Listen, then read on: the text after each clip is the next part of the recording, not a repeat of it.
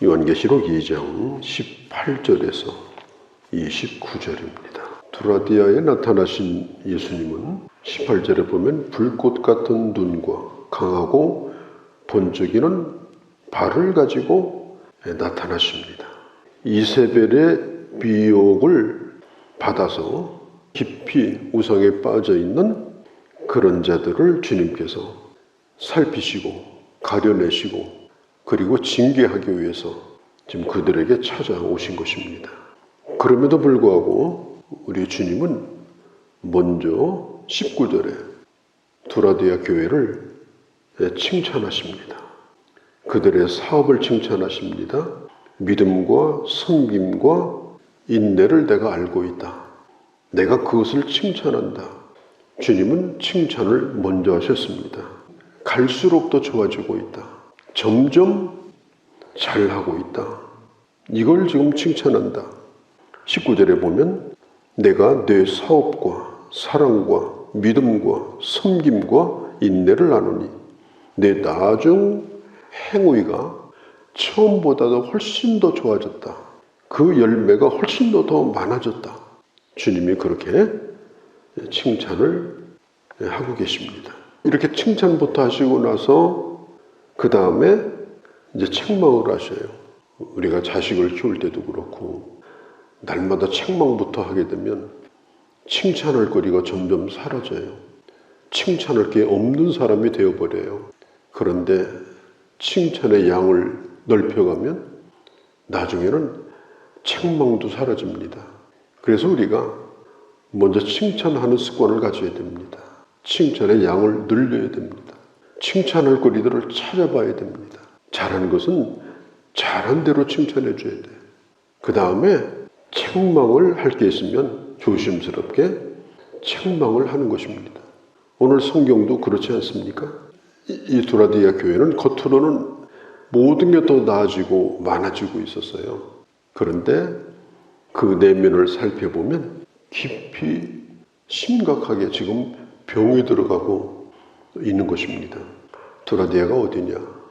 상업도시입니다. 사도행전 16장에 보면은 빌립보 교회를 세우는데 중요한 역할을 했던 여인이 나와요. 옷감을 염색하는 그런 직업을 가진 여인입니다. 그가 누구냐? 루디아입니다. 이 루디아가 바로 두라디아 출신이에요. 두라디아가 이런 사업이 굉장히 발달한 곳입니다.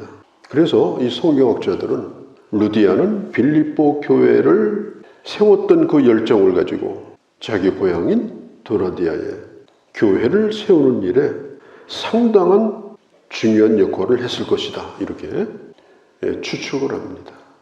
그런데 여기에 보면은 이세벨을 용납했다. 20절에 이세벨이 누굽니까? 처음에는 괜찮은 왕이었던 북이스라엘의 아합 왕이 이세벨과 결혼을 합니다. 그래가지고 자기도 망가지고 나라도 망가지고 나중에 아수르에게 망하는데 아주 부정적인 역할을 했던 여인이 바로 이세벨이에요. 이세벨은 우상을 섬기는 제사장이었습니다. 그가 북이스라엘의 왕후가 된 거예요. 완전히 나라를 우상단지로 만들어버리고 말았어요. 지금 두라디아 교회에게 성령께서 말합니다. 자칭 선지자라고 하는 여자 이세벨을 너희들이 용납했다. 두라디아 교회에 이세벨이라는 여자가 있었느냐? 그렇지 않습니다. 어떤 여자가 있는데 이름을 직접 부르지 않고 그 여자는 이세벨이다 이렇게 부른 거예요. 그 편지를 받고 있던 두라디아 교인들은 그 여인이 누구인지를 금세 잘 알 수가 있습니다. 교회 안에서 그렇게 평판이 좋지 않았습니다. 사람들을 추하게 만드는 나쁜 영향력을 가지고 있었습니다. 영향력을 가지고 있다는 말은 똑똑하다는 말이에요. 똑똑하니까 영향력이 있는 거예요. 경제력도 있어요. 로마 황제를 섬기라고 강요당하는 그 시대에 뿐만 아니라 로마의 다양한 그런 우상을 섬기는 신전들이 많았거든요. 거기에 가서 섬기라고 앞장섰어요. 누가 그렇게 했느냐? 교회 안에 있는 이세벨과 같은 여인이 그렇게 한 겁니다. 우리가 사람을 대하고 어떤 일을 할 때 갈수록 그 사람을 좋게 만들고 그 사람에게 좋은 영향을 끼치고 이렇게 하는 사람이 되어야 합니다. 같이 더러워지고 같이 추해지고 못쓰게 만들어버리는 그런 이세벨과 같은 길을 걸어서는 안 됩니다. 야고보서 4장 4절 하나님과 원수되는 게 뭐냐? 하나님을 향해서 막 욕하고 막 그런 게 아니에요. 세상과 벗이 되면 하나님과 원수가 된다고 했습니다. 이세벨은 세상적 가치관, 세상적인 세계관, 세상적인 그런 생각 이런 것들을 머릿속에 집어넣어서 연약한 자들을 흔들었어요. 이 두라데아는 상업도시니까 야, 잘 먹고 잘 살려면 돈 벌려면 믿음만 가지고 되는 게 아니야. 물론 교회도 잘 나와야 되겠지만 돈 잘 버는 방법은 따로 있는 거야. 그래서 점점 오염을 시켜가지고 교회는 나오는데 아주 형편없이 그렇게 되어버리도록 만들어버리는 거예요. 세속적인 냄새가 그냥 풀풀 나는 거예요. 교회 안에서는 몰랐는데 교회 밖에서 딱 만나보니까 완전히 세속적인 사람이에요. 그리고 영향력까지 있어요. 그런 사람을 한두 사람씩 만나고 이러다 보니까는 완전히 교회가 망가져버리게 되는 겁니다. 우리가 그것을 조심해야 됩니다. 우리가 가지고 있는 신앙이 온전하게 잘 보존되고 지켜지도록 해야 됩니다. 22절에 보면 그들을 침상에 던져버리겠다. 병들어 있는 침상입니다. 요즘으로 말하면 병원에 입원하게 하겠다 이런 말씀이에요.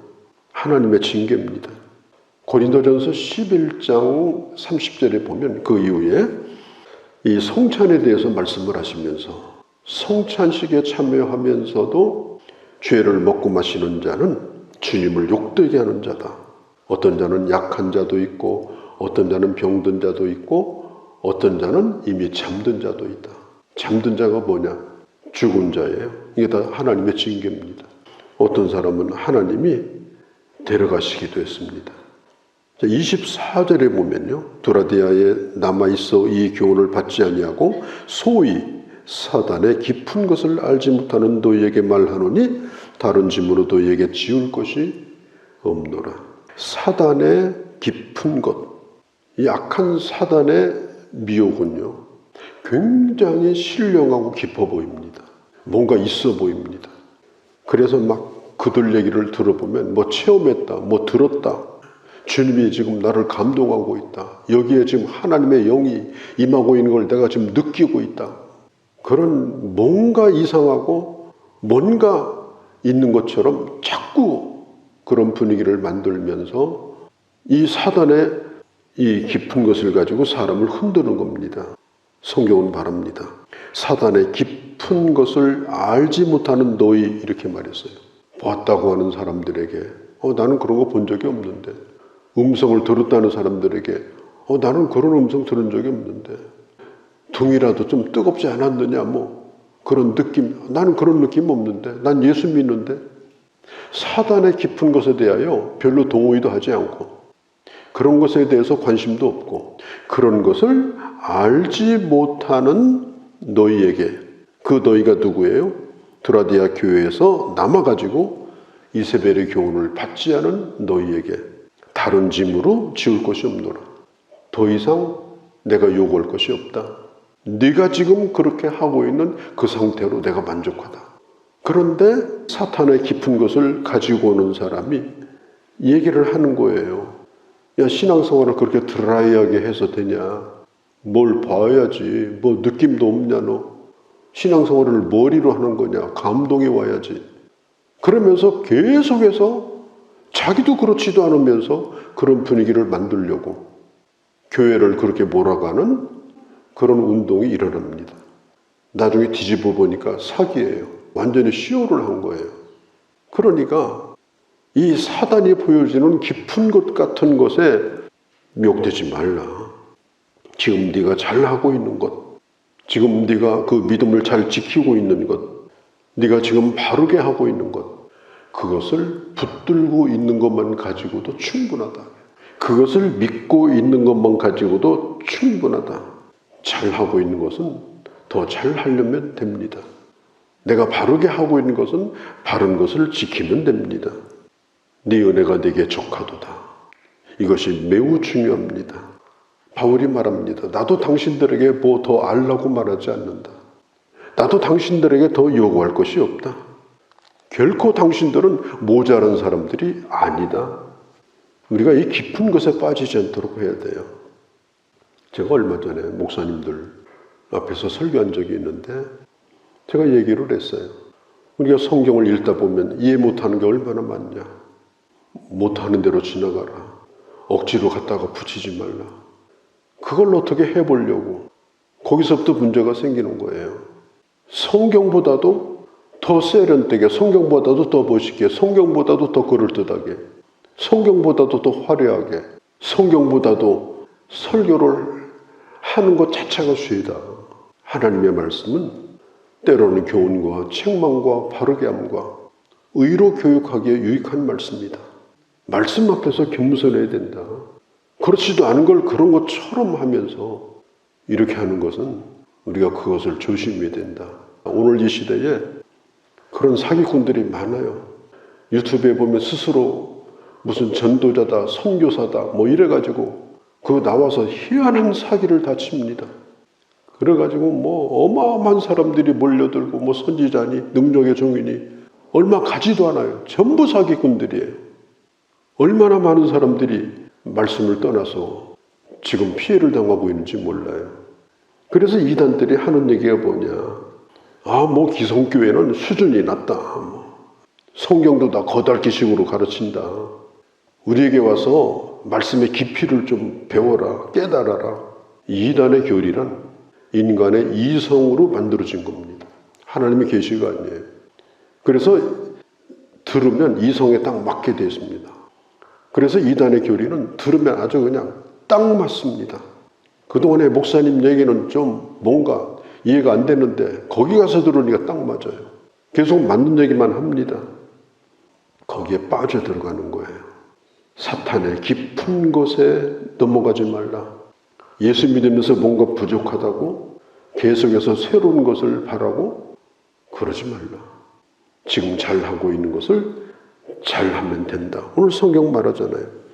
25절에 다만 너에게 있는 것이 뭐예요? 이미 있는 거예요. 이미 내가 믿고 있는 거예요. 내가 이미 가지고 있는 좋은 것이에요. 그것을 내가 올 때까지 굳게 붙들라. 이것으로 만족하다. 이것으로 족하다. 지금 내가 아는 것도 순종 다 못하고 산다. 아는 것을 100분의 1, 1000분의 1도 순종 못하고 사는데 어디 가서 무슨 신기한 얘기를 또 들어서 뭘 어떻게 하겠는가. 주신 말씀만 붙들고 나는 살겠다. 이런 사람은요, 천하가 와서 미혹해도 안 넘어갑니다. 내가 만족하다는데, 내가 이대로 됐다는데, 이 단순한 마음을 가지고 신앙생활을 하는 사람은 꼼짝도 하지 않습니다. 지금 바울이 하는 얘기가 그거예요.